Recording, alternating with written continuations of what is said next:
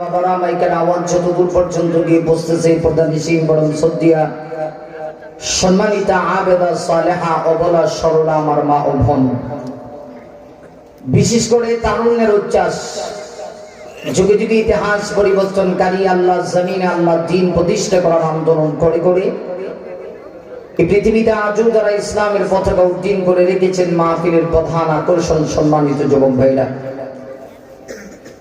শুরুতে আল্লাহ রাব্বুল আলামিনের দরবারে আলিশানে লাখ কোটি শুকরিয়া জ্ঞাপন করছি, যিনি অসন্তময় পৃথিবীর অসন্ত পরিবেশ থেকে যাচাই বাছাই করে আজকের এই মুতাবাররাক জান্নাতের টুকরা বাগানে আমাদের সবাইকে সমবেত হওয়ার তৌফিকটুকু দান করেছেন। এজন্য আসুন শুরুতেই মহান রাব্বুল আলামিনের দরবারে আলিশানে আল্লাহর দেওয়া জবান দিয়ে আল্লাহর শেখানো ভাষায় কালিমাতুশ শুকর পড়ি, সকলে জবান খুলে আওয়াজ করে পড়ি আলহামদুলিল্লাহ। আমরা ভাইরা, প্রত্যেকটা মানুষের হায়াতি জিন্দেগির কয়েকটা কাল আছে। মানুষ যখন পৃথিবীতে আসে তখন তার যে কাল শুরু হয়, কালের নাম হলো শিশুকাল। শিশুকালের পরে মানুষের যে কাল আছে এই কালের নাম হলো কিশোরকাল। পর্যায়ক্রমে দেখা যায় এই কিশোরকালও মানুষের থাকে না, আরেকটা কাল তার চলে আসে, এটার নাম হলো যৌবনকাল। যৌবনকালও বেশি দিন থাকে না, এরপরে মানুষের একটা কাল আছে, এটার নাম হলো বৃদ্ধকাল। আমি যা কইতেছি কথা ঠিক নেই? আপনারা কি আমার ভাষা বুঝেন? হ্যাঁ, আমি কিন্তু চাঁদপুরের লোকটা, আমার জন্মগত বাড়ি হলো সিলেট। আমি জানি আমি যদি আমার আঞ্চলিক ভাষা দিয়ে আপনার লগে মাথা শুরু করি, আপনারা তখন কিচ্ছু বুঝতে না। আপনারা কইবা মেসাব জি আপনি কি তা খবর জিয়ারত করো না কিতা? কারণ বাংলাদেশে দুই জায়গায় ভাষা আহত হয়েছে।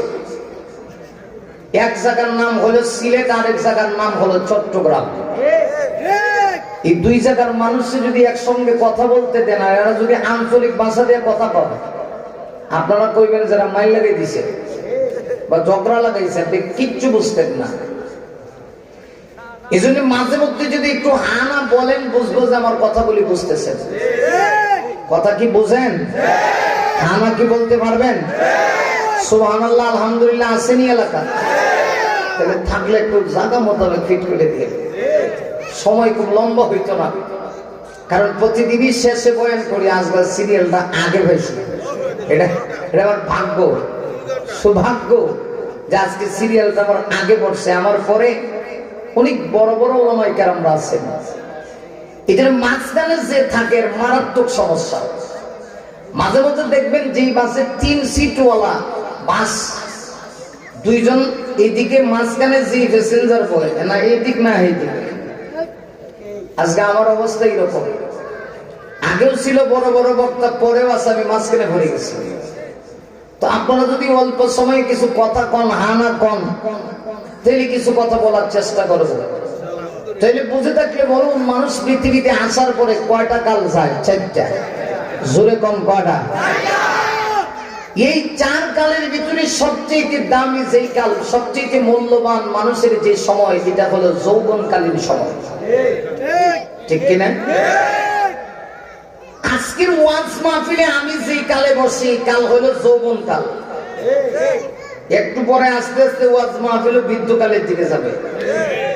আমি বক্তা, যৌবনকালের বক্তা, জওয়ান মানুষ।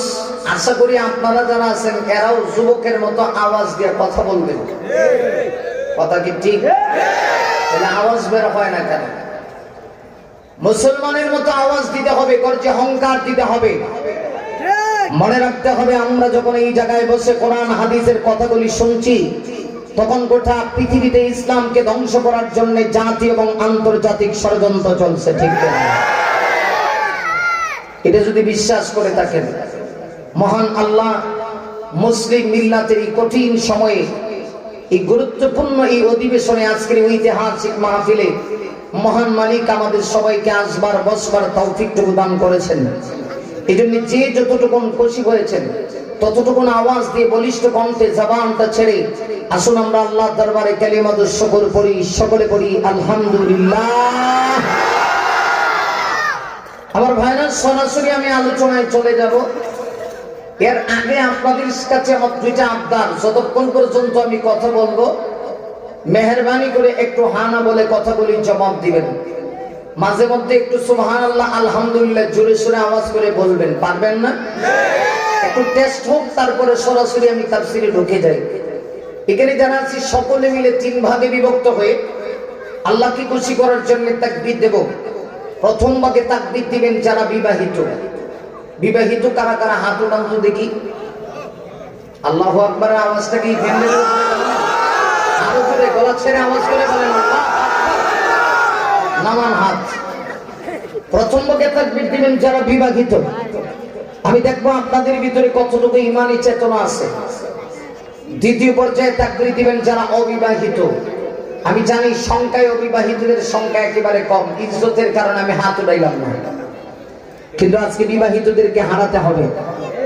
তৃতীয় পর্যায়ে একটা তাকবীর হবে, সকলে মিলে দাঁড়িয়ে আমি সামনে পিছনে চতুর্দিক থেকে তৃতীয় অপশনে এমন একটা তাকবীর দেব, অন্ততপক্ষে এই তাকবীরের দড়ি যেন ভারতের এই কসাই মোদি কলঙ্গার নরেন্দ্র মোদির কান পর্যন্ত গিয়ে পৌঁছায়। আমি দায়িত্বহীন কণ্ঠে আপনাদের কাছে জানতে চাই, আমার আল্লাহর কি ক্ষমতা নাই? এতগুলি মানুষের আওয়াজ কি এরকম হয়? একটু জবানটা খোলেন তো দিকে, আমার আল্লাহর এই ক্ষমতা নাই, কিন্তু আমাদের ঈমানি দুর্বলতা আছে। তাহলে আমরা এমন একটা আওয়াজ দিব, অন্ততপক্ষে আওয়াজটা যেন কলঙ্গার কসাই নরেন্দ্র মোদির কান পর্যন্ত গিয়ে পৌঁছায়। পারবেন তো ইনশাআল্লাহ? পর্যায়ক্রমে আগে আপনাদেরকে একটু টেস্ট করি। বাহিরে যারা আছে এরাও টেস্টিং আছে, এরাও ভাবতেছে দেখি বক্তার বাপ স্বরূপটা কি, আসার পরে কি হয়। আস্তে আস্তে যাবো। আমার বিশ্বাস আপনারা যদি এইভাবে আওয়াজ দেন বেশিক্ষণ লাগবে না, লম্বা চোরা কথা বলতে হবে না। অল্প সময়ের ভিতরে পুরা মাহফিল লোকে লোকারণ্য হবে। রাস্তাঘাটে মুমিন মধ্যে মুজাহিদ যারা আছে ওদের কর্ণবহরে যদি আমার আল্লাহর প্রতিধ্বনির আওয়াজ, আল্লাহু আকবারের আওয়াজ যা, আমার বিশ্বাস কেউ রাস্তাঘাটে থাকতে পারবে না। ঠিক করে জোরে আওয়াজ করবেন। তাহলে বিবাহিতরা আমার সঙ্গে তাকবীরের জবাব দেন, আল্লাহু তাকবীর। মাশাআল্লাহ। অবিবাহিত যারা আছেন শরীরের সবটুকু শক্তি এক জায়গায় সঞ্চার করে, কোন নেতা আর নেত্রীর জন্য না। আমরা দেখেছি বহু নেতা বহু নেত্রী যাদের জন্য বহু স্লোগান দিয়েছি, আর সেই নেতা নেত্রীর জন্য স্লোগান নয়, আল্লাহর জমিনে আল্লাহর দ্বীন প্রতিষ্ঠার জন্য, ইসলামী আন্দোলনের জন্য আমাদেরকে আওয়াজ দিতে হবে। আমাদের শপথ একটাই, বাংলাদেশ দ্বিতীয়বার স্বাধীনতা অর্জন করেছে, কিন্তু এই স্বাধীনতা দিয়েই এদেশের মানুষের শান্তি হবে না। আমরা চাই এদেশে যেন কোরআনের রাজ কায়েম হয়। ঠিক করে চলা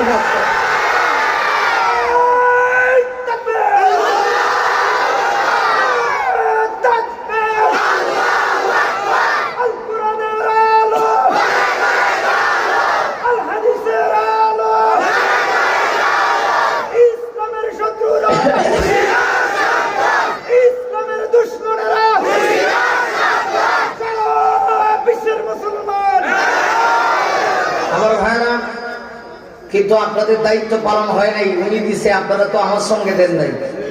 অপশন 3টা, যুবকেরা আমার সঙ্গে তাকবীরের জবাব দাও, আল্লাহু তাকবীর।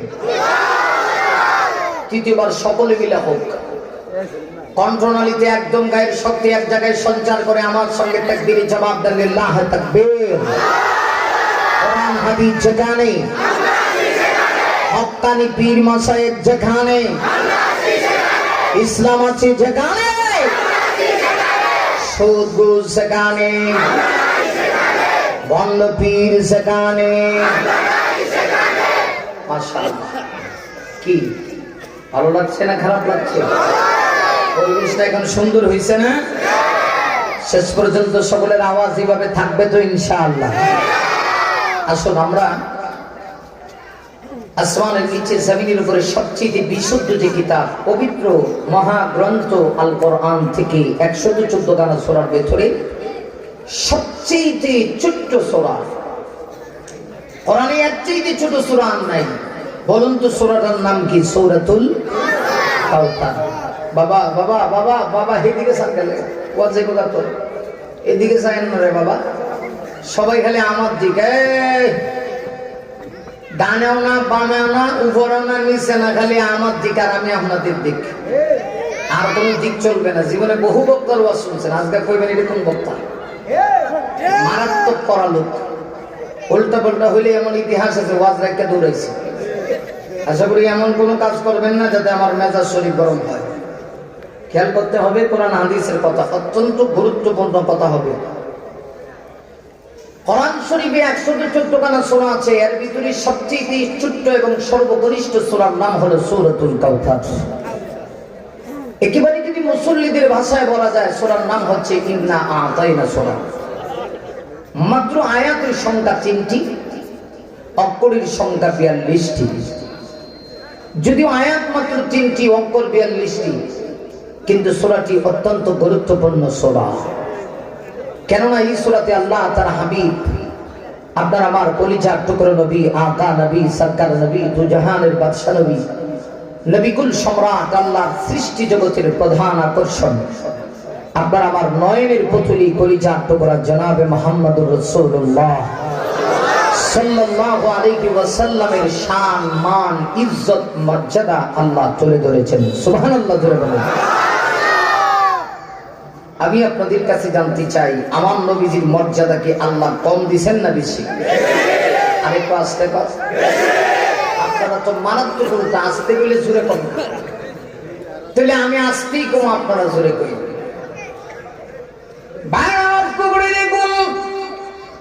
আমার নবীর মর্যাদা, আল্লাহর পরের মর্যাদা, সৃষ্টি জগতের ভিতরে আমার নবীর উপরে আল্লাহ আর কাউকে এত মর্যাদা দেয় নাই। মুমিন, আমার নবীকে আল্লাহ এত সম্মান দিয়েছে, এত মর্যাদা দিয়েছে। এই জন্য লক্ষ্য করে দেখুন, কোরআন শরীফের ভিতরে সর্বকনিষ্ঠ 2টা সূরা আছে, একেবারে আয়াতনের দিক থেকে ছোট্ট ছোট্ট 2টা সূরা। আরে ওই আমার আল্লাহ কোরআনের ভিতরে ছোট্ট ছোট্ট 2টা সূরা নাযিল করেছেন। একটা সূরার নাম সূরাতুল ইখলাস, একেবারে যদি মুসল্লিদের ভাষায় বলা যায়, সূরার নাম হলো কুল হুয়াল্লাহু সূরা। আল্লাহ এই সর্বকনিষ্ঠ 2 সূরার এক সূরা সূরা ইখলাসের ভিতরে মুমিনদের আমার আল্লাহ নিজে নিজেই তার পরিচয় দিয়েছে। আল্লাহ নিজের পরিচয়, তার কোয়ালিটি, তার বৈশিষ্ট্য এই সূরার ভিতরে তুলে ধরেছে। আর কোরআনের সর্বকনিষ্ঠ সূরা সূরা কাউসারের ভিতরে আমার আল্লাহ তার বন্ধু, তার নবী, তার হাবিব, বিশ্ব নবী রাহমাতুল লিল আলামিনের সম্মান, ইজ্জত বর্ণনা করেছে। বুঝে থাকলে বলুন, সূরা ছোট কিন্তু আলোচনা কিন্তু একেবারে ছোট না, গুরুত্বপূর্ণ, ঠিক কিনা?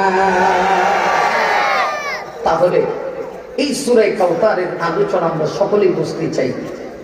সহজ কথায় ভূমিকা কি এই কথা বুঝে রাখি, আল্লাহ এই সূরাতে বিশ্ব নবীজির শান, মান, ইজ্জত, মর্যাদা আল্লাহ বর্ণনা করেছেন। নবীজির শান, মান, ইজ্জত, মর্যাদা আল্লাহ কিভাবে বর্ণনা করলেন বোঝার জন্য আরেকটা বিষয় তাফসীরে ঢোকার আগে বুঝতে হবে। এটাও তাফসীর বোঝার লেখা। এটা হলো আল্লাহ কেন এই সূরাটি নাজিল করেছেন, নাজিলের পটভূমিটা কি, প্রেক্ষাপটটা কি, কোন কারণে নাজিল করেছেন। আপনারা সবাই জানেন, আপনার আমার নবী বিশ্ব নবীকে আল্লাহ পৃথিবীতে 63 বছরের হায়াত দিয়ে দুনিয়াতে পাঠাইছিলেন। সুবহানাল্লাহ আছে? আপনারা না আগে কইছেন আপনাদের এলাকা সুবহানাল্লাহ আছে, তো দেন না কেন? লয়ে কি বইরা হেন বইছে দেখেন যে হুজুর আগামী বছর এবার ওয়াজ শুনবো, আর আগামীতে সুবহানাল্লাহ জায়গা জায়গা মতবে কোন লাগবে তো। আরে আমাদের এই আওয়াজের কারণেই আজকে আমরা মার খাচ্ছি। বাংলাদেশ অসংখ্য হক্কানি আলেম ওলামার দেশ, এটা কোনো বন্ধ পীরদের দেশ না, এটা হাফিজ হুজুরের দেশ, এটা চরমনের আল্লাহর কুতুবের দেশ, এটা জয়পুরি সিলসিলার আল্লাহ ওয়ালাদের দেশ, ঠিক কিনা? এটা উপালির আল্লাহ ওয়ালাদের দেশ। কিন্তু এই দেশে আজকে দেখা যাচ্ছে মুসলমানের আওয়াজ না থাকার কারণে পাবলিক একটা আল্লাহ পাকের কাছে প্রিয় একটা জামাত, এই জামাতের ভিতরে ওরা ব্যক্তি পূজারি করার কারণে ব্যক্তিত্বকে এত বেশি প্রাধান্য দিচ্ছে। আজকে ওরা ওই তাবলীগ জামাতে হক্কানি মানুষ যারা, ওদেরকে পর্যন্ত শহীদ করতেছে। মুসলমান ঘরে বসে থাকার সুযোগ নাই, কেউ ইসলাম নিয়ে চিরমিরি খেলবে, ওই কোরআনের যে বাতের কুকুরকে খাওয়াতে হবে, ঠিক কিনা?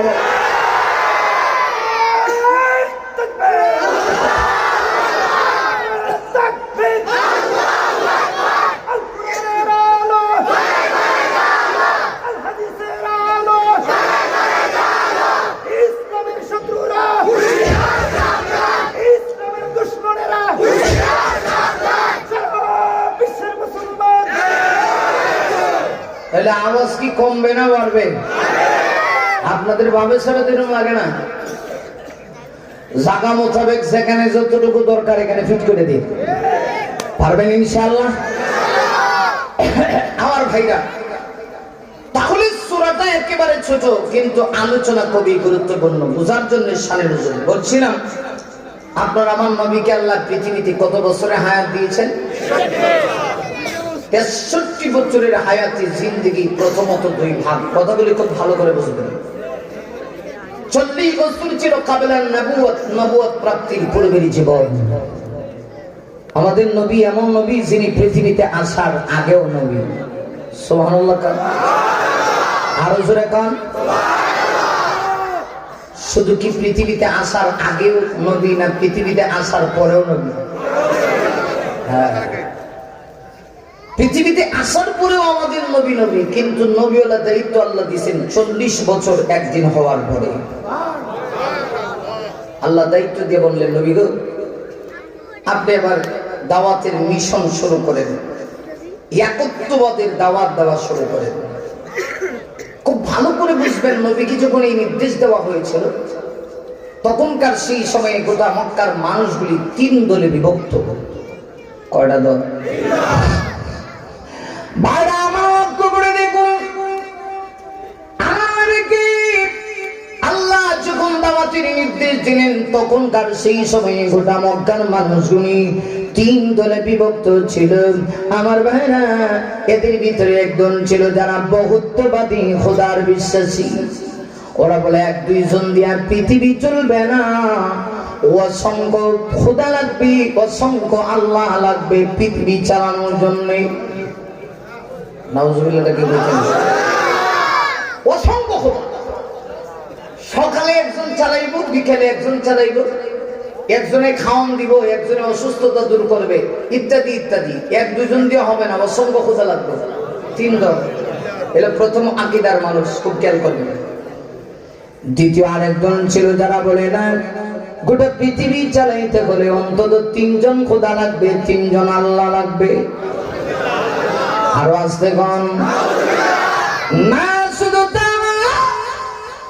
এই পৃথিবী কোন একজনই চালাতে পারে না। আরেকজন মানুষের বিশ্বাস ছিল পৃথিবীটা চালাইতে হলে অন্তত 2 জন খোদা লাগবে। এই 3 শ্রেণীতে গোটা মক্কার মানুষগুলি বিভক্ত ছিল। আল্লাহ জানা দেন, নবী গো, এই মানুষগুলির সামনে আপনি ঈমানের দাওয়াত দিবেন।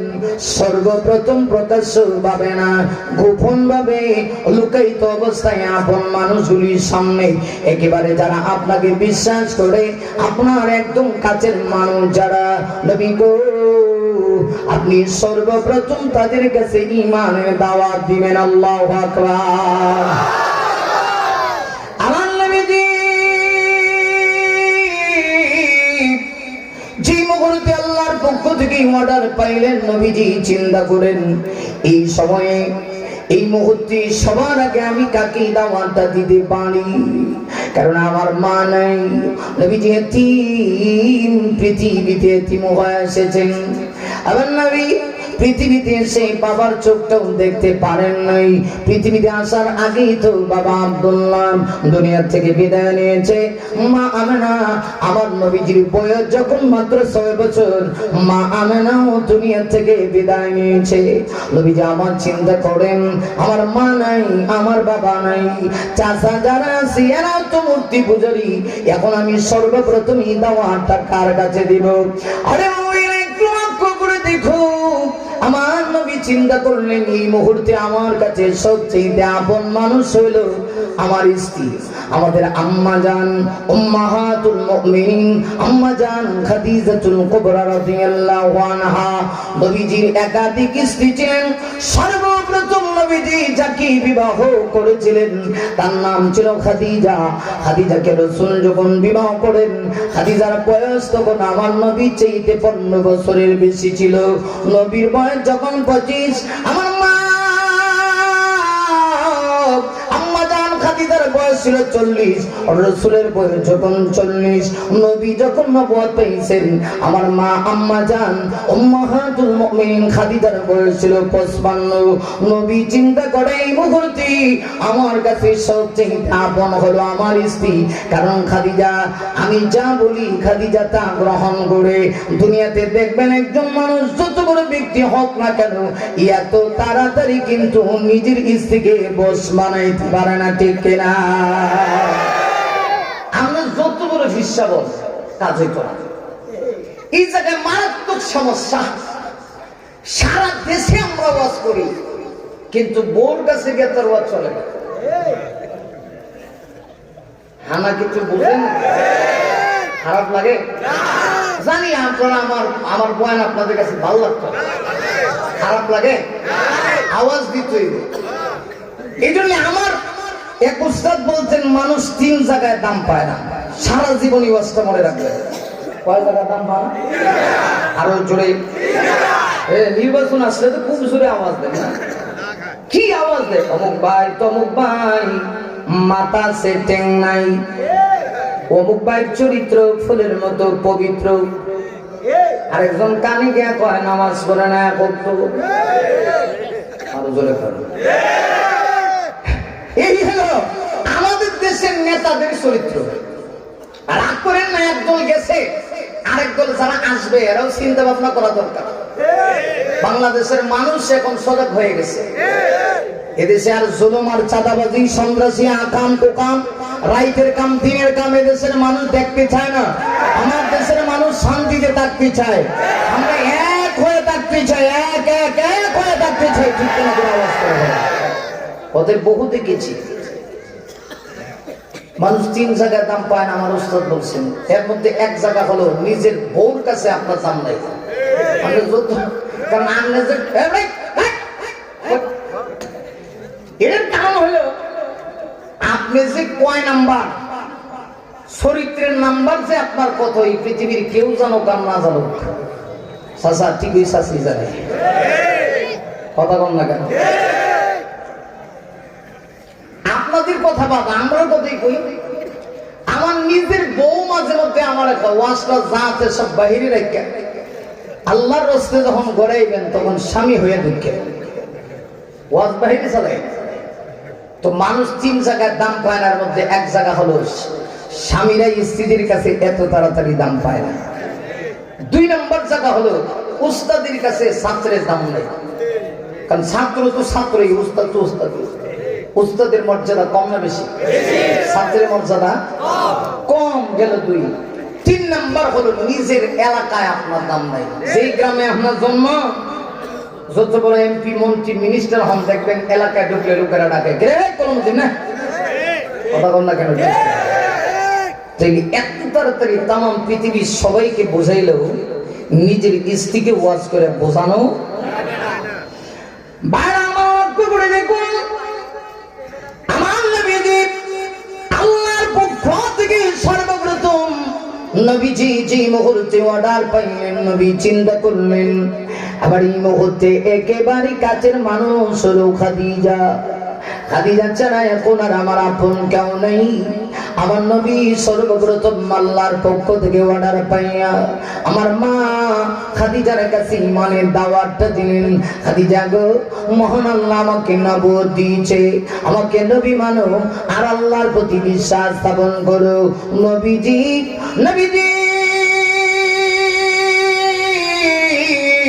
খাদিজাকে ইমানের দাওয়াত দিতে দেরি হয়েছে। আমার মা খাদিজা সঙ্গে সঙ্গে নবীজির দাওয়াতটা গ্রহণ করতে দেরি হয় নাই। আমার নবীজি মনে মনে ভাবলেন, হায় হায়, খাদিজা আমার দাওয়াতটা সর্বপ্রথম গ্রহণ করলো। নবীজি চিন্তা করেন, খাদিজা বুঝি আমাকে এত ভালোবাসে, কেমন ভালোবাসে রে মা, মা ও মা, যতদূর পর্যন্ত যাচ্ছে যাচ্ছি, তোমাদের শোনা দরকার। আমার নবীকে খাদিজা এত ভালোবাসে, নবীজির উপরে যখন কোরআন নাযিল হইতো এর আগ মুহূর্ত আমার নবীজি হেরা গুহায় নীরবতা আমার নবীজি পালন করেন। পৃথিবীর কোন জিনিসের সাথে সম্পর্ক নাই। 40টা দিন আমার নবী হেরা গুহায় বসে বসে আল্লাহর ধ্যানমগ্ন হয়ে সময় বার করেন। আমার নবী এমন এক জায়গায় হেরা গুহায় নির্জনে গেলেন, মদিনা মক্কার সকল মানুষ থেকে আলাদা, নবীর কাছে কেউ নাই। ঠিক সেই সময়ও খাদিজা আমার নবীকে ভুলে নাই। খাদিজা একজন বয়স্ক মহিলা হওয়ার পরেও খাদিজা দৈনন্দিন দুইবার আমার নবী বিশ্ব নবীজির কাছে খানা নিয়ে যাইত। মাঝে মধ্যে আমার নবীজি দেখতেন খাদিজা নবীর কাছে যাচ্ছেন তো হাঁটতে পারতেছেন না, পড়ে যাচ্ছেন। নবীজি দৃশ্য দেখে চোখের পানি ছেড়ে দিতেন। এই জন্য খাদিজাকে আমার করেছেন, এত পছন্দ করেছেন। হাদিস শরীফের ভিতরে আসে আম্মা জান খাদিজা দুনিয়া থেকে যাওয়ার আগে গো এই পৃথিবীতে আল্লাহর পক্ষ থেকে তাকে সালাম জানানো হয়েছে। ও মা, একটু শিক্ষা নাও, পৃথিবীতে একজন নারী কেমন ভাবে তার স্বামীকে ভালোবাসে। এই যে দাওয়াতের কাজটা আমার নবী শুরু করলেন, 3টা বছর হয়ে গেল আপন মানুষগুলিকে দাওয়াত দেন, নবীজি ইমানের দাওয়াত দেন, বিরোধিতা শুরু কিন্তু লুকায়িত অবস্থায়। 3 বছর চলে গেল, আল্লাহ ডেকে বলে নবী গো আল্লাহ আর লুকায়িত অবস্থায় দাওয়াত চলবে না গো নবী, এবার শুরু করেন প্রকাশ্য ভাবে। এই মক্কার মানুষগুলির সামনে এক আল্লাহ দাওয়াত দেন।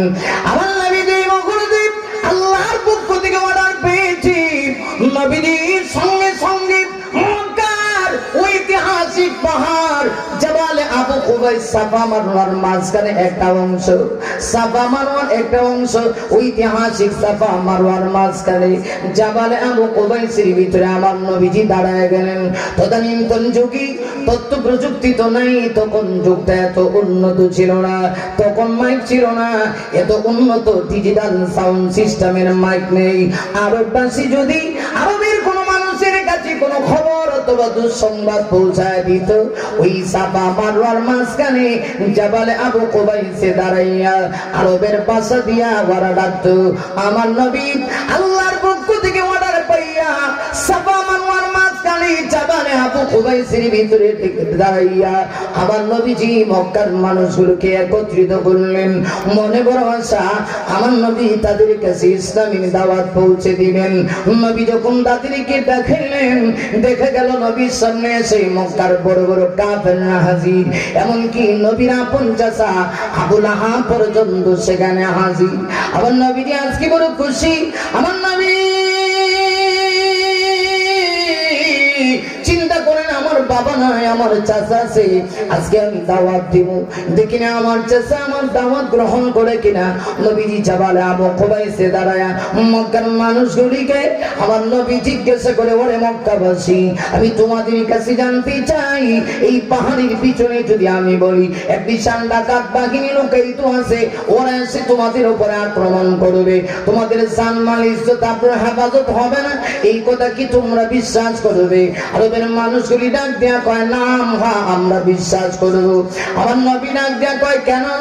আরবের মানুষরা ডাক দেয়া কয় মোহাম্মদ, আজকে একটা 2টা বছর না 40 বছর হয়ে গেছে, আপনি ডং করেও একটা মিথ্যা কথা বলেন নাই, আপনার প্রতি বিশ্বাস আছে। নবীজি আবার ডাক দেয়া কয় আরববাসী, আরে মক্কার মানুষ, তাহলে আমি তোমাদেরকে দাওয়াত দিচ্ছি, সত্যের দাওয়াত তোমরা গ্রহণ করো। আমার নবী ডাক দিয়ে বলেন, ওরে মক্কার মানুষ, তোমরা বলো লা ইলাহা ইল্লাল্লাহ। কেউ 33 কোটি দেবতার পূজা করো, কেউ 3 খোদার বিশ্বাসী, কেউ 2 খোদার বিশ্বাসী। না 33 কোটি দেবতা দিয়া তোমাদের সফলতা আসবে না, 3 খোদা দিয়া সফলতা আসবে না, 2 খোদা দিয়া সফলতা আসবে না। সফলতা যদি অর্জন করতে হয় এক আল্লাহ মানতে হবে। আমি আপনাদের কাছে জানতে চাই, মুমিনের মতো আওয়াজ দিয়ে বলিষ্ঠ কণ্ঠে বলুন তো, আমাদের আল্লাহ কয়জন?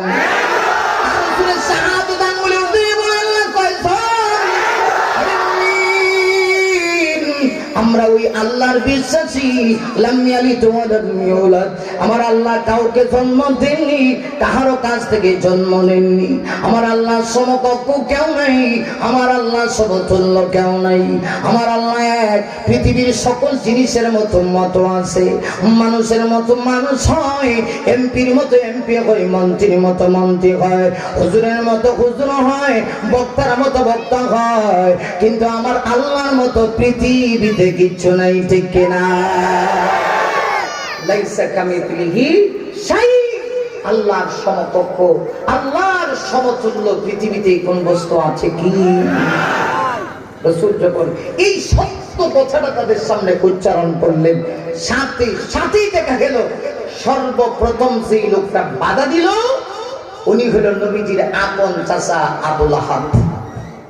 নাউজুবিল্লাহ আছে, আর আসতে বল নাউজুবিল্লাহ। সর্বপ্রথম বাধা দিল চাচা আবু লাহাব। যে চাচা রাসূলের আগমনে এত খুশি, যেই দাসীটাকে রাসূল পৃথিবীতে এসেছেন, বাতিজা পৃথিবীতে সমাগমন করছে, জন্ম নিছে, খবর দিছিল, এই দাসীকে সে আজাদ করে দিছে। কিন্তু সত্যের দাওয়াতটা দেওয়ার সঙ্গে সঙ্গে চাচা বিরোধিতা। চাচা কয়, তাব্বাল্লাকা ইয়া মুহাম্মদ, মুহাম্মদ তুমি ধ্বংস করো। আর আসতে কর না, শুধু নবীকে ধ্বংস হোক কি কথা বলে শেষ না। রাসূলের চাচা ডাক দিয়ে কয়, আলে হাদা জামাতানা, মুহাম্মদ তুমি ধ্বংস হও, তোমার সঙ্গী সাথী যারা আছে এরাও ধ্বংস হোক। নবীজি বড় কষ্ট পাইলেন, বড় কষ্ট পাইলেন।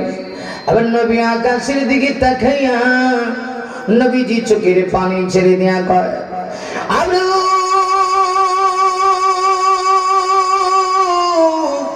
আমি এতিম সন্তান, আমার মা নাই, আমার বাবা নাই।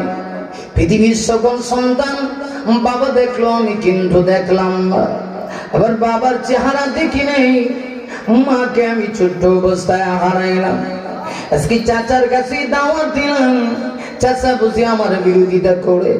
নবীজি মাঝে মধ্যে কাবা শরীফের ওই কালো গিলাফের সঙ্গে হেলান দিয়া কাবা ঘরের সঙ্গে ফিটটা লাগায় আবার নবীজি আকাশের দিকে দুইটা হাত উঠায় কয়, আগে প্রভু আমাকে বুঝি তুমি তামাম পৃথিবীর দায়িত্ব দিয়েছো, গোটা পৃথিবীর দায়িত্বটা আমাকে দিলা, কিন্তু আমার চাচা যে আমার বিরোধিতা করে, শুধু আমার চাচাটা না, আমার চাচি উম্মে সামিল পর্যন্ত আমার বিরোধিতা করে। নবীজি চোখের পানি ছেড়ে দেন। আল্লাহ দেখে বলেন, নবী গো আপনি মন ঘাবড়ায়েন না, আপনি ইতস্তত বোধ করেন না, আপনি সামনে ছুটে চলেন। এই পৃথিবীর কেউ আপনার সঙ্গে না থাকলে আমি আল্লাহ আছি। নবীজি তার দাওয়াতের মিশন নিয়ে সামনের দিকে ছুটে চলছেন। বহু বাধা এমনকি একটা করে থেকে গেল মক্কার অলিতে গলিতে আমার নবীজির বিরোধিতা, আমার নবীজির বিরুদ্ধে গোটা মক্কার অলিতে গলিতে মিছিল হচ্ছে। কিন্তু নবীর তো কোনো দোষ নাই, দোষ একটাই, আমার নবী এক আল্লাহর দাওয়াত দে। কিছুদিন পরে দেখা গেল পর্যায়ক্রমে বছরের পর বছর যাওয়ার পরে হঠাৎ করে আমার আল্লাহ আমার নবী বিশ্ব নবীকে একে তিনটা ছেলে সন্তান দিবেন। সর্বপ্রথম দুইটা দিলেন, একজন ছেলে সন্তান পৃথিবীতে শুভাগমন করল, মারা গেল, তিথির অবস্থায় মারা গেল। দ্বিতীয় আরেকটা ছেলে সন্তান হইল, সেও মারা গেল। আমার নবী কষ্ট পান না, আমার নবী আকাশের দিকে উঠে চোখ উঠে দুইটা হাত বাড়ায় দিয়া বলেন, আল্লাহ গো আপনি না আমাকে সন্তান দিলেন, ছেলে সন্তান একে একে দেন আর নিয়ে যান, তাতে আমার কোনো দুঃখ নেই। মেয়েরা হয় কিন্তু তারা দুনিয়াতে বেঁচে থাকে। সর্বশেষ আমার নবীজির একটা ছেলে সন্তান, তাফসীরে কারণ লেখে এই ছেলের নাম ছিল ইব্রাহিম। ইব্রাহিমের চেহারা দেখতে হুবহু আমার নবীর মতো চেহারা। যে সন্তান বাবার মতো চেহারা পায়, আরে নবী এই সন্তানের প্রতি বাবা মায়ের ভালোবাসাটা একটু বেশি হয়। আমার নবীজি মাঝে মধ্যে তার দিকে তাকায় চোখের পানি ছেড়ে দিতেন। দেখা যায় একটু বড় হচ্ছে তো একটু বড় হচ্ছে। আরবের মানুষ কয় মুহাম্মদের এই ছেলেটা যদি মরে যাইতো বড় ভালো হইতো। আল্লাহ পাকের ইচ্ছা হয়ে গেছে, শেষ পর্যন্ত আমার নবী বিশ্ব নবীর ছেলে সন্তান 3 নাম্বার ছেলেটাও মারা গেল। যখন মারা গেল আমার নবীজি কষ্ট পান নাই, নবীজি আমাকে কি ডেকে বলেন, আল্লাহ গো তুমি ছেলে সন্তানগুলি দিয়েছো, তুমি নিয়ে গেছো, তাতে তো আমার নারাজ হওয়ার কিচ্ছু নেই। কিন্তু আরবের মানুষগুলি কোন সুযোগ পাইনি আমার নবীর কলিজায় আঘাত দিয়া কথা বলে। আরবের লোকেরা ডাক দেয়া কয় মুহাম্মদ। এদের ভিতরে অনেকেই ছিল, এদের ভিতরে অন্যতম একজন ছিল তাফসীর মারিফুল কোরআন লেখে, তার নাম ছিল আসিফ ইবনে ওয়াইল। আসিফ ইবনে ওয়াইল আসি আল্লাহর নবীর সামনে দাঁড়ায় কয় মুহাম্মদ, এতদিন আপনাকে নিয়ে বড় টেনশনে ছিলাম, কিন্তু এখন টেনশন নাই, কারণ আপনার ছেলে সন্তান একে একে হয় আর মারা যায়। ও মুহাম্মদ আপনি দুনিয়া থেকে চলে যাবেন, ও মুহাম্মদ আপনার নাম থাকবে না, আপনার আলোচনা থাকবে না, পৃথিবীতে আপনার নাম নেনেওয়ালা থাকবে না। আমার নবীজি বড় বেশি পেরেশান, নবীজি বড় কষ্ট পান। আমার ভাইরা, আরবের লোকেরা যার ছেলে সন্তান হয় না তাকে বলে আবতার, কিন্তু নবীর তো ছেলে সন্তান হয়েছে, এরপরেও তারা নবীকে আবতার বলে। আমার নবী কষ্ট পায়, আল্লাহ সঙ্গে সঙ্গে জিবরিল কি পাঠায় ডাক দেয়া কয়, জিবরিল আমার নবী কষ্ট পাবে, আমি আল্লাহ বরদাস্ত করব না। পৃথিবীর সকল নবীরা আল্লাহ কি খুশি করতে চায়, আর আপনার আমার নবী কষ্ট পাইলে মহান আল্লাহ পর্যন্ত কষ্ট পান। আল্লাহ সঙ্গে সঙ্গে জিবরিল কি ডেকে ডেকে বলেন, জিবরিল দৌড়ায় যাও। আরবের লোকেরা বলে আমি নাকি আমার নবীর ছেলে সন্তানগুলিকে মৃত্যু দিছি, এই জন্য নাকি নবীর সম্মান থাকবে না, আলোচনা থাকবে না। যাও নবীকে গিয়ে সান্ত্বনার বাণী শোনায় দাও, আমি আল্লাহ একে একে আমার নবীকে 3 জন ছেলে সন্তান দিয়ে নিয়ে আসি, এই কারণে নবীর ইজ্জত কমাবো না। ছেলে সন্তান নিয়ে আসছি তো কি হয়েছে, নবীর সম্মান বাড়ানোর জন্য আমি আল্লাহ আমার নবীকে কাউসার দান করেছি।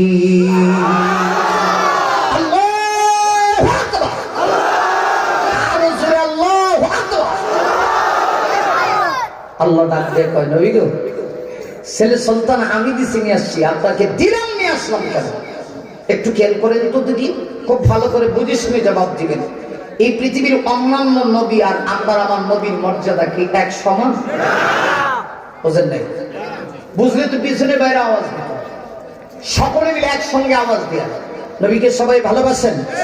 আরো জোরে তাহলে এবার আওয়াজ করে বলুন, পৃথিবীর অন্যান্য নবীর মর্যাদা সম্মান আর আপনার আমার নবীর মর্যাদা কি এক সমান? না, কখনো না।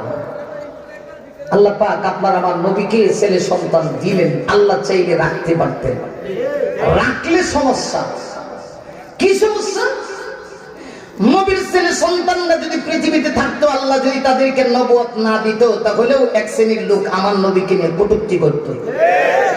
2 নাম্বার, তাদেরকে যদি নবুয়ত দিয়েই দিতেন, তাহলে অন্যান্য নবীর মর্যাদায় আর আপনার আমার নবীর মর্যাদায় এক সমান হইত, ঠিক কিনা?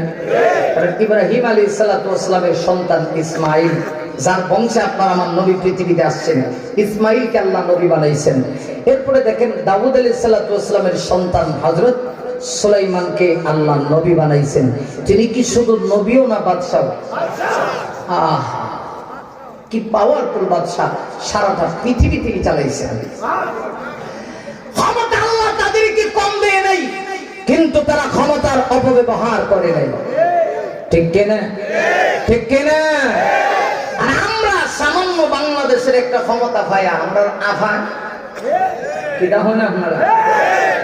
আরে কি ভাবার গো, বলছিল 2042 আপাতত, এরপরেও হেরার পরিকল্পনা থাকবে। আল্লাহ কয় 42-এ যাবে না, 24-এ শেষ। কথাটা আপনারা মাইন্ড করেন না, মাইন্ড করলেও তো করার কিছু নেই। সর্বোচ্চ আপনারা বলবেন হুজুরে আর দাওয়াত দিব না, এই সারা জীবন যে আপনাদের এলাকায় আইছেন আমার ওয়াজের বাবা ছিল, কিন্তু হক কথা আমাকে বলতে হবে। পৃথিবীতে যারা জালেম, যারা জুলুম করেছে, যুগে যুগে আল্লাহ তাদেরকে, ইতিহাস হচ্ছে আল্লাহ তাদেরকে ধ্বংস করেছে। আজও যারা ক্ষমতার অপব্যবহার করবে, জুলুম করবে, আল্লাহ কিন্তু তাদেরকেও ছাড় দেবে না, ঠিক কিনা? জোরে আওয়াজ করে বলে।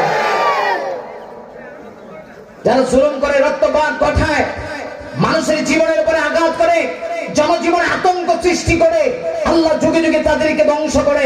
অতএব শিক্ষা নেওয়া দরকার। আমরা জুলুম করবো না, জুলুমের পক্ষেও থাকবো না। কে কে কোন দল করি এটার কোনো পরিচয় নাই। দেশ এবং ইসলাম রক্ষার জন্য, ঈমান আকীদা রক্ষার জন্য আমরা সবাই এক দল। আমার ভাইরা, আমরা যখন বাংলাদেশের মতো স্বাধীন একটা রাষ্ট্রে আমরা যখন প্রাণটা খুলে হক কথা বলছি, তখন কিন্তু আমার মামাদের দেশ পার্শ্ববর্তী রাষ্ট্র থেকে ওই কসাই মোদী, কোলাঙ্গার নরেন্দ্র মোদী, যার হাতে মুসলমানের রক্ত লেগে আছে, এই কোলাঙ্গার নরেন্দ্র মোদীর গতকালকের আগের দিনের স্ট্যাটাস, সে কি দিয়েছে স্ট্যাটাস জানেন? স্ট্যাটাস দিয়ে সে বলছে, আমরা বাংলাদেশে লক্ষ লক্ষ মাইল ইজ্জতের বিনিময়ে আমরা এই দেশের স্বাধীনতা পেয়েছি। কিন্তু নরেন্দ্র মোদী বলছে না, এই স্বাধীনতা বাংলাদেশের না, এটা নাকি ভারতের স্বাধীনতা। এটা নাকি ভারত নাকি পাকিস্তানের সাথে যুদ্ধ করছে, এটা বাংলাদেশের স্বাধীনতা না। ক্লিয়ার ভাষায় বলছি, আমার দেশের মানুষ দলের পরিচয় নেই, মানুষ শুধু চলে না, বরং দেশটাকে এত বেশি ভালোবাসে। এদেশের ইঞ্চি ইঞ্চি মাটির জন্য যদি এদেশের মানুষের জীবন দিতে হয়, জীবন দিতে প্রস্তুত আছি।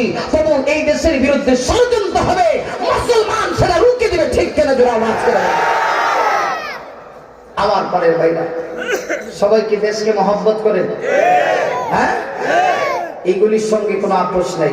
ঈমানের সাথে আপোষ নাই, ইসলামের সাথে আপোষ নাই। ঠিক কিনা? ঠিক কিনা? আবার ভাইরা একটু খেয়াল করে, অন্যান্য নবী যারা পৃথিবীতে আসলেন, তাদের সন্তানগুলিকেও আল্লাহ নবুয়ত দিয়েছেন। আপনার আমার নবীর সন্তানকেও যদি আল্লাহ নবুয়ত দিয়ে দিতেন, হ্যাঁ, তাইলে তো অন্যান্য নবীর মর্যাদা আর আপনার আমার নবীর মর্যাদা এক সমান হইত। ঠিক কিনা? আল্লাহ কয় না, নবী না, আপনার মর্যাদা সকল নবীর ঊর্ধ্বে। আপনি শুধু নবী তা না, আপনি সকল নবীদের নবী। সুবহানাল্লাহ। আমার নবী কি শুধু উম্মতের নবী না, সকল নবীদের নবী? হ্যাঁ, তিনি ইমামুল আম্বিয়া, তিনি ইমামুল মুরসালিন, তিনি খাতামুন নবিয়্যিন, তিনি রাহমাতাল লিল আলামিন। ঠিক কি না? দুই নাম্বার হলো, দিলেন আবার নিয়ে গেলেন কেন? আচ্ছা, দিলেন, আল্লাহ নবুয়ত নাই দিতেন, চাইলে তো নবীর ছেলে সন্তানগুলোকে দুনিয়াতে রাখতে পারতেন, কিন্তু নিয়ে গেলেন কেন? অনেকগুলি হিকমত মুফাসসিরিন কেরামগণ তাফসীরি কিতাবে উল্লেখ করেছেন। এর মধ্যে সহজ একটা হিকমতের কথা বলি, সেটা হলো, আমার ভাইরা একটু খেয়াল করেন, মনোযোগ দিয়ে কথাগুলি শুনতে হবে। সেটা হলো, বিশ্বনবীজি রাহমাতুল লিল আলামিন, আল্লাহ তাকে ছেলে সন্তান দিলেন আবার নিয়ে গেলেন কেন? আরবের লোকেরা যার ছেলে সন্তান হয় না তাকে বলে আবতার। নবীর তো ছেলে সন্তান হয়েছে। আল্লাহ বুঝাই দিলেন যে আমার নবী আবতার না, নির্বংশ না, লেজ কাটা না। আমি আমার নবীকে ছেলে সন্তান দিছি, আমি দিয়া নবীর মান মর্যাদা বাড়ানোর জন্য তাদেরকে আবার নিয়ে আসছি, অর্থাৎ মৃত্যু দিয়ে দিছি। এর মাধ্যমে আমার নবীর ইজ্জত কমে নাই। আল্লাহ পাক সূরা নাযিল করে জিবরিলকে বলেন, জিবরিল আমার বন্ধুর কাছে যাও, গিয়ে বলো ছেলে সন্তান নিয়ে আসছি, এর চেয়ে দামি জিনিস দিছি, তার নাম হচ্ছে ইন্না আতাইনা কাল কাউসার। হে মুহাম্মদ সাল্লাল্লাহু আলাইহি ওয়াসাল্লাম, নিশ্চয়ই আমি আল্লাহ আপনাকে দান করেছি কাউসার। সুবহানাল্লাহ। আমরা বাপে লাগে যে হুজুর এই কাউসার আমরা এলাকা কাউসার আলী আছে, এদের তেমন কোন গুরুত্ব বা মর্যাদা আপনার আমার কাছে মনে হচ্ছে না। সুবহানাল্লাহর আওয়াজে মনে হচ্ছে না যে আছে করে। আর একটু জোরে বলেন না সুবহানাল্লাহ। নবীর ছেলে সন্তান দিলেন, আর ছেলে সন্তানগুলি নিয়ে গিয়া নবীর সম্মান কিন্তু আল্লাহ কমায় নাই। আরে মুমিন, আল্লাহ কয় নবী গো, আমি ছেলে সন্তান দিয়া নিয়ে আসছি তো কি হয়েছে? আল্লাহ কয় নবী গো, আমি আল্লাহ আপনার মর্যাদা বাড়ায় দিয়েছি। ওগো নবীজি, আমি আল্লাহ আপনাকে ইন্না আতাইনা কাল কাউসার, এরা মুহাম্মদ সাল্লাল্লাহু আলাইহি ওয়াসাল্লাম, নিশ্চয়ই আমি আল্লাহ আপনাকে দান করেছি কাউসার। আমার মেয়েরা তাফসীরের কিতাবের ভিতরে রাইসুল মুফাসসিরিন হযরত আব্দুল্লাহ ইবনে আব্বাস ব্যাখ্যা করেছেন, কাউসার মানে হলো, তিনি বলেন আল খাইরুল কাসীর, তিনি বলেন আল্লাহ আপনার আমার নবীকে পৃথিবীতে যত কল্যাণ আছে সব কল্যাণের চাবিকাঠি আমার নবীকে আল্লাহ দান করেছে। এরপরে আসুন, এই কাউসার শব্দের 40টার উপরে ব্যাখ্যা আছে। কটা? 40টা বলবো? 40টা কইতাম। হ্যাঁ, আমার পরের বক্তারা কি বাস করবে? আমি 2-3টা বলি, জানি না সময় আর কতটুকু আছে, তবে আপনাদের আবেগে লাগছে যে কিছু কথা, কিন্তু আমার পরে কিন্তু মুরব্বী আছেন বাংলাদেশের যারা আকাবের, বিশেষ করে নারায়ণগঞ্জের একজন ইসলামী আন্দোলনের অগ্রজ সেনানী, বাতিলের বিরুদ্ধে বলিষ্ঠ একটা কণ্ঠ। আরে ভাই, আমরা তো যুবক মানুষ এমনি ছিলাম, যৌবনের তার মতো মানুষ কিছু ছিল না, কিন্তু ওনারা তো মুরব্বী হয়ে গেছেন, ইমানি স্পিড আছে। আল্লাহু আকবার বল, আর জোরে বলে আল্লাহু আকবার। শেখুল হাদিস আল্লামা আব্দুল আউয়াল সাহেব দামাত বারাকাতুহু চিনেন আপনারা? হ্যাঁ, তাহলে আমরা তো চিনে নেই, আমরা না চিনেন না, জীবনে প্রথম দেখছেন। আলহামদুলিল্লাহ, তিনি কথা বলবেন এবং এরপরও নাম করা বক্তারা আছেন, বিশেষ করে ব্রাহ্মণবাড়িয়ার চেয়ারম্যান মুফতি আমজাদ হোসেন আশরাফি মুফাসসির কোরআন, অত্যন্ত চমৎকার কথা বলবেন। তো আসুন, আমি যেই কথা বলছিলাম, আল্লাহ পাক বলে, নবী গো, সন্তান নিয়ে আসছে তো কি হয়েছে, দামি জিনিস দিয়েছি, এটার নাম হচ্ছে কাউসার। ব্যাখ্যা হলো 40টার উপরে। এর প্রথম ব্যাখ্যা হচ্ছে ইন্না আতাইনা কাল কাউসার, হে নবী, আপনাকে দান করলাম কাউসার। এর প্রথম ব্যাখ্যা হলো আমি আল্লাহ আপনাকে 30 পারা কোরআন নামক নিয়ামত দান করছি। কত পারা কোরআন? 30 পারা। একটু জবানটা খুলে কোন জানেন? 30 পারা কোরআন, এটা আপনাকে আমি দান করছি, এটা আপনাকে আমি দিছি। আর কোন নবীকে এত দামি কিতাব, আসমানি কিতাব দিলে? নারী মহিলা, তুমি জানো না এই কোরআনের দাম কত? তুমি জানো না? তুমি যদি জানতে আওয়াজ দিয়া সুবহানাল্লাহ কইতা, কিন্তু তুমি জানো না এই কোরআনটা কত দামি, কত দামি, কত দামি তুমি জানো নি? এই কোরআন আল্লাহ তার কুদরতি জবান দিয়া তেলাওয়াত করেছে। আরে মুমিন, তুমি আমি যে কথা বলি, হাত দিয়া কথা বের হয় না, পা দিয়া কথা বের হয় না, তোমার আমার কথা যেমন মুখ দিয়া বের হয়। আরে মুমিন, আমার আল্লাহ 30 পারা কোরআন তার কুদরতি জবান দিয়া আমার আল্লাহ তেলাওয়াত করে করে হযরত জিবরিলকে শোনাইছে। হযরত জিবরিল তোমার আমার নবী বিশ্ব নবীকে তেলাওয়াত করে শোনাইছে। আরে আর তোমার আমার নবী বিশ্ব নবী যে কোরআন তেলাওয়াত করে করে সাহাবীদেরকে শোনাইছে, কিয়ামত পর্যন্ত এই কোরআন থাকবে। কোরআন আছে যতদিন, নবীর আলোচনা আছে ততদিন। একটু লক্ষ্য করে দেখো, কোরআন শরীফে আল্লাহ কোন নবীর চেহারার কসম কিন্তু করে নাই, কিন্তু তোমার আমার নবীর দাম মর্যাদা এত বেশি। আল্লাহ বিশ্ব নবীর চেহারার কসম করেছে, মুসা নবীর চেহারার কসম নাই, দাউদ নবীর চেহারার কসম নাই, নূহ নবীর চেহারার কসম নাই, আদম নবী পৃথিবীর প্রথম নবী, প্রথম মানুষ, ওনার চেহারার কোনো কসম নাই। না, তোমার আমার নবীকে আল্লাহ এত সম্মান, এত ইজ্জত দিয়েছে। আল্লাহ ডাক দেয়া কয়, নবী গো, আরবের লোকেরা বলে আপনার নাকি ছেলে সন্তান নেই, আপনার সম্মান থাকবে না, আপনার ইজ্জত মর্যাদা থাকবে না। নবী গো, আপনি টেনশন করবেন না, আমি আপনাকে ছেলে সন্তান দিয়া নিয়ে আসছি ইজ্জত কমানোর জন্য না, বিনিময়ে আমি কাউসার দিয়েছি। কাউসার দিলাম, এর অর্থ হলো 30 পারা কোরআন দিলাম। নবী গো, কোরআনে আপনার সম্মান আছে, কোরআনে আপনার আলোচনা আছে। আমার ভাইয়ের আমার করে দেখুন, এই পৃথিবীতে আল্লাহ যত নবী রাসূলগণ বানাইছে, সকল নবীরা সে পরীক্ষা দিছে, দিছেননি? একজন নবীর নাম করে বুঝবেন, বলি একজন নবীর নাম হলো হযরত আইয়ুব আলাইহিস সালাতু ওয়াস সালাম। নাম শুনছেন আপনারা? কষ্ট হইতেছে নাই? আওয়াজ তো দিন, আওয়াজ কম দিয়ে চলছে। নবীদেরকে আল্লাহ পরীক্ষা করছেন। আসাদুন নাসে বালাআন আল আম্বিয়া, হাদিসে আছে প্রত্যেক নবীকে আল্লাহ পরীক্ষা করছে। নবীদেরকে কষ্টি পাথর দিয়ে যেমন ভাবে স্বর্ণ যাচাই বাছাই করে, আল্লাহ তাদের এভাবে পরীক্ষা করছেন, বারবার পরীক্ষা। হাসরের মাঠে আল্লাহ কিছু মানুষকে ডাকবেন। মনে করেন আপনাদের এলাকার নামটা জানি কি? শ্রীরামপুর। শ্রীরামপুর, এটা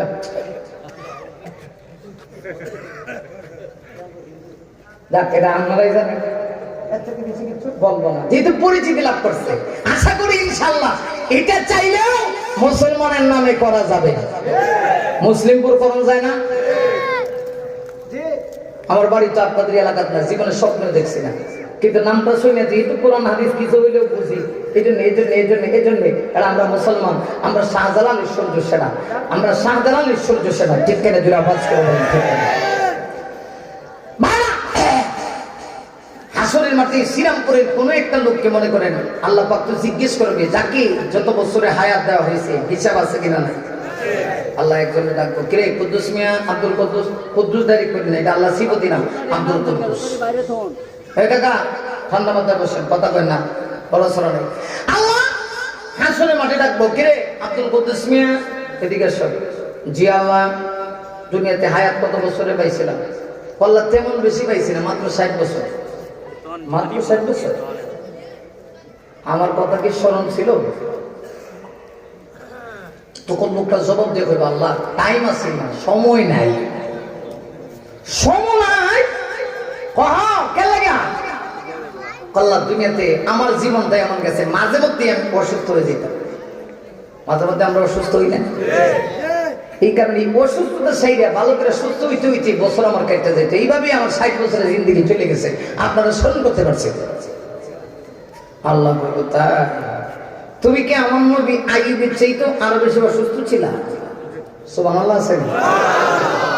আপনারা কি বলেন? আইয়ুব নবীর ইতিহাস যদি কিছুটা হইলেও আপনাদের মাথায় থাকে, আইয়ুব নবীর চাইতে কি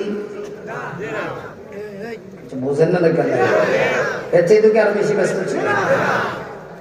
কত লম্বা হবে? আইয়ুব নবীকে আল্লাহ 18 বছর একের পর এক পরীক্ষা করছেন। কিভাবে করছেন সেদিকে যাওয়ার টাইম নেই, বাস এই কথাটা বোঝেন। পৃথিবীতে যত নবী আল্লাহ পাঠাইছেন প্রত্যেক নবীকে আল্লাহ পরীক্ষা দিয়েছেন, পরীক্ষার পরে পরীক্ষা। আল্লাহ পাক বলে, নবী গো, সকল নবীরা আমাকে পরীক্ষা দিয়ে খুশি করতে হয়েছে, কিন্তু আপনি এমন নবী যে আপনি কষ্ট পাইলে আমি আল্লাহ কষ্ট পাই।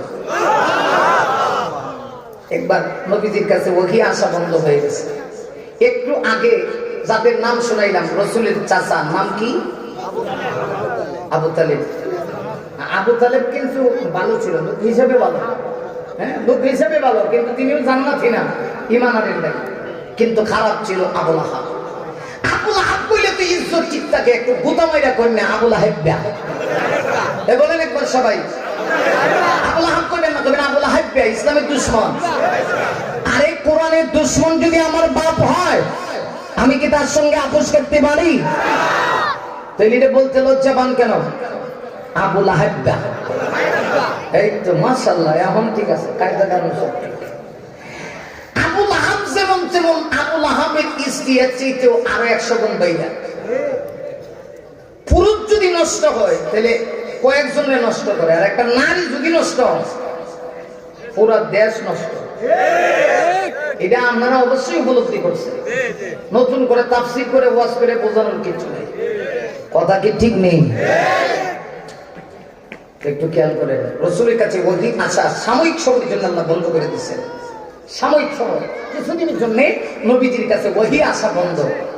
ওহী যিনি নিয়ে আসেন তিনি হচ্ছেন ফেরেশতাদের 4 জনের ভিতরে একজন, ফেরেশতাদের অন্যতম 4 জন লিডার, এর মধ্যে একজন হলো হযরত জিবরিল আলাইহিস সালাতু ওয়াস সালাম। ওহী আসা কিছুদিনের জন্য বন্ধ। তখন আবু লাহাব আর আবু লাহাবের স্ত্রী নবীর চাচা চাচি 2 জনে মিল্লা হয়, ইন্নালাকা মুহাম্মাদান ক্বাদ খালা, মুহাম্মদ সাল্লাল্লাহু আলাইহি ওয়াসাল্লামকে এখন তার আল্লাহ ভুলে গেছে। মুহাম্মদ সাল্লাল্লাহু আলাইহি ওয়াসাল্লামকে আল্লাহ ছেড়ে দিয়েছে। আচ্ছা বলুন তো দেখি, নবী কষ্ট পায় না? বারামাত যেই মোহরে দিয়ে কথা বলেছে, আমার নবী কষ্ট পেয়েছে। আরে আমার চাচা চাচি কি বলে, নবীজি আকাশের দিকে তাকায় তাকায় আমার নবী অপেক্ষা করে গো। আল্লাহ কি বলে, আমার চাচা চাচি তুমি নাকি আমাকে ভুলে গেছো। এবং কি শুধু তাই না, উম্মে জামিল কয় মুহাম্মদ সাল্লাল্লাহু আলাইহি ওয়াসাল্লামের কাছে যে একটা শয়তান আসতো, নাউজুবিল্লাহ বলেন। কাকে শয়তান বলে জানেননি? জিবরিলকে শয়তান কয়।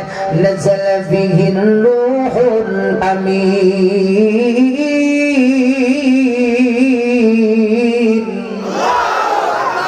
এই ফেরেশতাকে শয়তান কয়।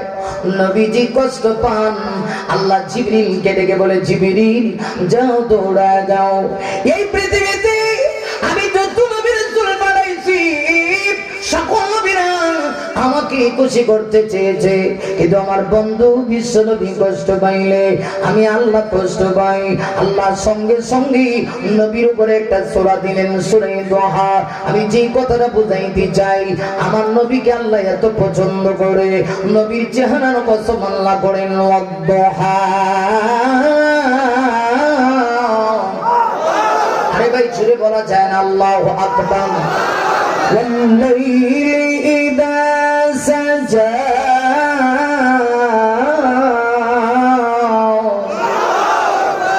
নবীজি কষ্ট পেয়েছেন, আল্লাহ সঙ্গে সঙ্গে সূরা দিলেন, সূরা নাযিল করে। আপনারা আমার নবী বিশ্ব নবীজির চেহারা মুবারকের কসম আল্লাহ করেন। আল্লাহ বলেন দোহার কসম। দোহা মানে হলো সূর্যের কসম, দিনের ওই সময়ের কসম আল্লাহ করেন। একটা বেদকা যে সময় সূর্য আকাশে পরিপূর্ণভাবে উদয় হয়, আরেকটা বেদকা হলো নবী গো, আমি আল্লাহ আপনার চেহারা মুবারকের কসম করে বলছি, আপনার আলোক উজ্জ্বল চেহারার কসম করে বলছি। না শুধু নবীর চেহারার কসম না, আরে নবী আল্লাহ আপনার আমার সম্মান কেমনি টিকে রেখে একটু খেয়াল করুন। আল্লাহ বিশ্ব নবী শুধুমাত্র চেহারার কসম করেছেন তা না, আল্লাহ বলেন ওয়াল্লাইলি ইযা সাজা, নবী গো রাত্রি ওই সময়ের কসম যখন রাত্রি অন্ধকারাচ্ছন্ন পরিপূর্ণভাবে লাভ করে। এই হলো একটা ব্যাখ্যা। আরেকটা ব্যাখ্যা হলো নবী গো, আমি আল্লাহ আপনার কালো চুল মোবারকের কসম করে বলছি। আবার নবীর কত দাম, কত দাম, কত দাম, নবীর কালো চুলের আল্লাহ কসম করে। আল্লাহ কয় নবী গো, আরবের লোকেরা বলে আপনার নাকি নাম নিশানা থাকবে না, আপনি বুঝি কষ্ট পান? কষ্ট পায়েন না নবী গো, আমি আল্লাহ ছেলে সন্তান দিয়ে নিয়ে আসছি তো কি হইছে? আপনাকে দামি জিনিস দিয়েছি, কাউসার দিয়েছি, কাউসার দিলাম। এর অর্থ হলো 30 পারা কোরআন নামক নিয়ামত দিলাম। নবী গো কোরআন থাকবে যতদিন, পৃথিবীতে আপনার আলোচনা থাকবে ততদিন। একটু লক্ষ্য করে দেখুন, অতীতে আল্লাহ যত নবী রাসূল পাঠাইছে, সকল নবীরা চলে গেছে, তাদের উপরে যে শরীয়তের বিধান ছিল রহিত হয়ে গেছে, আসমানি কিতাব ব্র্যান্ড হয়ে গেছে, আর চলে না। কিন্তু আপনার আমার নবী, আমার নবী আজকে দুনিয়া থেকে চলে যায় নাই। আরে আমি একটু লক্ষ্য করে দেখো, তোমার আমার নবী বিশ্ব নবী আজ থেকে 1500 বছর পূর্বে দুনিয়া থেকে চলে গেছে। নবীর উপরে যেই কিতাব নাজিল হয়েছে, ওহো সেই কিতাব আছে। নবীর উপরে যেই শরীয়তের বিধান এখনো আছে, নবীর আদর্শ আছে, নবীর আলোচনা আছে। আল্লাহ ডাক দিয়া কয় নবী গো, আরবের কাফেররা বলে আপনার ছেলে সন্তান নাই, এজন্য নাকি আপনার আলোচনা থাকবে না। না গো না, না গো না নবী, টেনশন করবেন না, আমি আল্লাহ আপনার ছেলে সন্তান নিয়ে আসি, সম্মান বাড়ায় দিয়েছি, কাউসার দিলাম। এর একটা ব্যাখ্যা হলো 30 পারা কোরআন দিলাম। কোরআন আছে যতদিন, পৃথিবীতে আপনার আলোচনা থাকবে ততদিন। মারহাবা। এই গেল একটা, আর দুই একটা কমু কথা কম না, আর দুই একটা বলবো। খারাপ লাগে? খারাপ লাগে? আল্লাহ, কোরআনের কথা তো খারাপ লাগার কথা না। ভাইরা আমার, 2 নম্বর ব্যাখ্যা হলো নবী গো, আমি আল্লাহ আপনাকে কাউসার দিয়েছি, কাউসার দিয়েছি। এর 2 নম্বর ব্যাখ্যা হলো নবী গো, আমি আল্লাহ কাউসার দিলাম। এর অর্থ হলো কেতরাতি উম্মত দিলাম। সুবহানাল্লাহ, সুবহানাল্লাহ, আর জোরে পড়ো সুবহানাল্লাহ।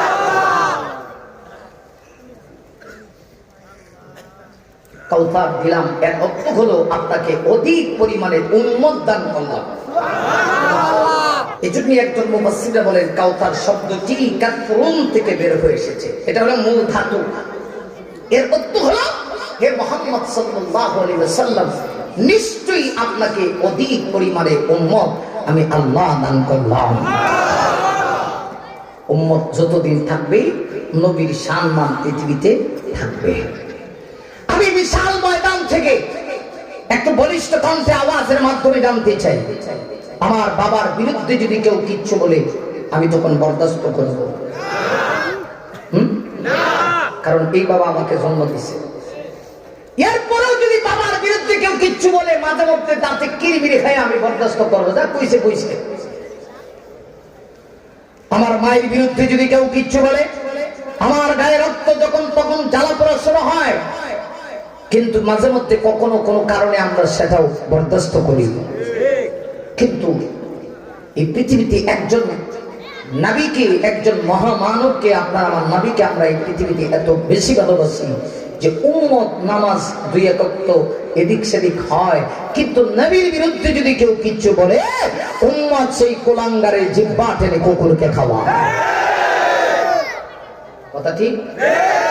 কারণ আমরা মুসা নবীর উম্মতের মতো না। মুসা নবীর নাম শুনছেন? ঠান্ডা না? ঠান্ডা আরো জোরে কথা। নবীদের ভিতরে এইরকম গরম নবী আর ছিলেন না। উম্মতের ভিতরে একজন নবীর একজন গরম উম্মত ছিল, নবীর সাহাবী ছিল, নাম কি? উমরের নামটা বড় আস্তে কাস্তে। আমি তো মনে করি বর্তমান এই যুগে বেশি অমল লাগবে না, 313টা আমার যদি তৈরি হয়, ওটা পৃথিবী মুসলমানের পায়ের নিচে কত চুম্বন করবে, ঠিক কিনা? আরো জোরে বলেন। যার নাম মনে হলে ভুলে যাইব খুলাফায়ে রাশিদার উমর ফারুক। যার নাম মনে হলে ভুলে যাইব খুলাফায়ে রাশিদার উমর ফারুক। মাবুদের প্রতি ছিল নিবেদিত প্রাণ, নিজেই ভোগন করে দুঃখীদের ত্রাণ। মাবুদের প্রতি ছিল নিবেদিত প্রাণ, নিজেই বহন করে দুঃখীদের ত্রাণ। তাই করে দুনিয়ার আলিশান সুখ উমর ফারুক, উমর ফারুক, ঠিক না?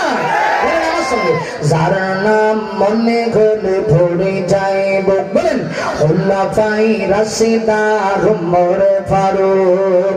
মাবুদের প্রতি ছিল নিবেদিত প্রাণ, নিজেই বহন করে দুঃখীদের ত্রাণ। তাই করে দুনিয়ার আলিশান সুখ উমর ফারুক, উমর ফারুক। মারহাবা গান। ইনসাফ কায়েমে যিনি মূর্ত প্রতীক, শান্তির সুবাতাস বহি চারিদিক। ইনসাফ কায়েমে যিনি মূর্ত প্রতীক, শান্তির সুবাতাস বহি চারিদিক। বাগাবাগি করে নিত সৌকার ধূপ উমর ফারুক, উমর ফারুক। যার নাম মনে হলে ভরে যাইব খুলাফায়ে রাশিদার উমর ফারুক। মাবুদের প্রতি ছিল নিবেদিত প্রাণ, নিজেই বহন করে দুঃখীদের ত্রাণ। তে করে দুনিয়ার আলিশান সুখ। সকলে উমর ফারুক, উমর ফারুক। লিল্লাহি তাকবীর। যাকে দেখলে শয়তান রাস্তা ছেড়ে পলায়ন করত, আর আমরা দেখলে মনে হয় যে শয়তানের সাথে আমাদের একটা দুস্তিয়ান আছে, বন্ধুত্ব। এই জন্য আমি